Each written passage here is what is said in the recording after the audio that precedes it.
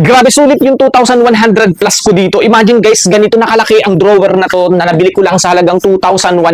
Mura na yun guys para sa ganito kagandang drawer, di ba? Tingnan nyo naman yung kulay, yung design, napaka-aesthetic, di ba? Ang ganda-ganda niya sa bahay. Palitan mo na yung mga kulay pula, dilaw, asul na asul mo mga drawer. Palitan mo na kasi napakamura lang naman ito, di ba? Tapos ang laki.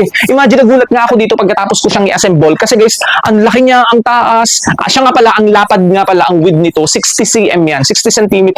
Tapos yung taas naman nito, 1, 2, 3, 4, 5, 6 layers yan, di ba? Pero ito guys, nakikita nyo yan, 6 layers din yan. Parang yung lapad nito guys is parang 25, parang something ganun kung di ako nagkakamali. Pero ang cute niya. Available din yan. May 3 layers, 4 layers, 5 layers, 6 layers. Meron din magkakaiba ng lapad kung gusto nyo.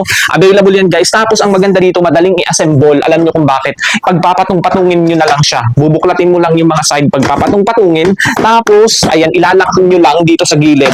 Ayan, ilalak nyo lang. Meron kasing mga ganito. Igaganyan mo lang siya lahat. Tapos ilalak nyo. Di ba napakadali? Tapos yun na, safe na. Hindi na siya magalaw.